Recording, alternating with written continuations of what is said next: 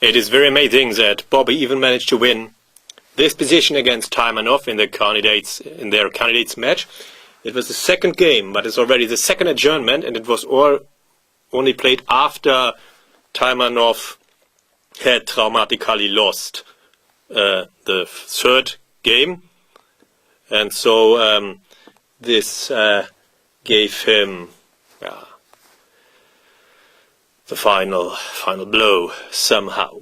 As usually, the Soviet analysis of adjourned games was extremely good, and Black somehow can't lose here.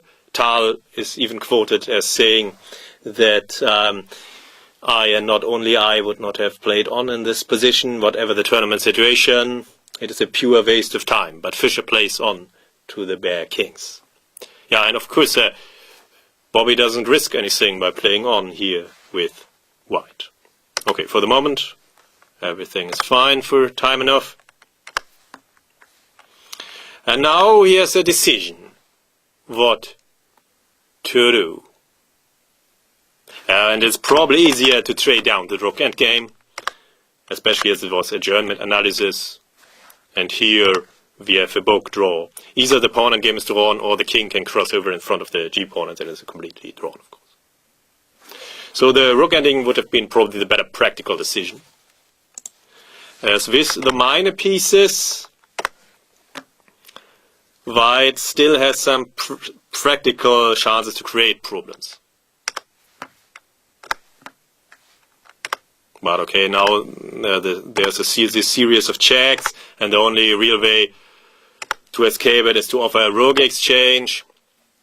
And this, of course, also leads to a drawn position. But now Black has 3 drawing moves, and Taimanov played king e4, which loses. What would you prefer?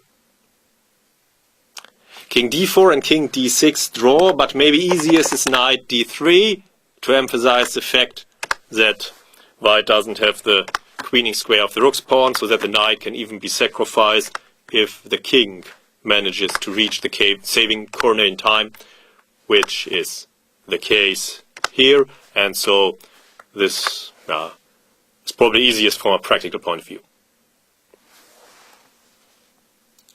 But in the game, Taimanov chose king e4. If something goes wrong, then somehow everything goes wrong.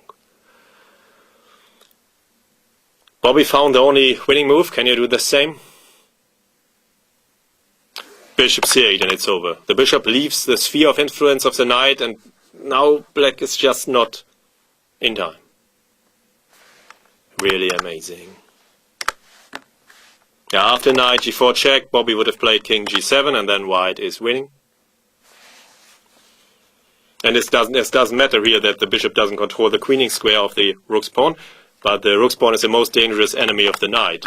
This does count. So Taimanov tries to stop it on h7, but Fischer stops this plan. And nothing can be done. Zugzwang, a typical weapon against the knight. And then now it's a real nightmare for Taimanov. And so he resigned. Yeah, it's really amazing how Bobby managed to win these endgames with rook and light squared bishop against rook and knight. Okay, this should be a draw, of course, but yeah, just play on, and the practical problems are never to be underestimated, even in such an adjourned game. And Bobby had a lot of energy and always fought to the end, and here it was good that he exhausted Taimanov by continuing to play. And yeah, this was the reason why he could win the match in the end with 6-0.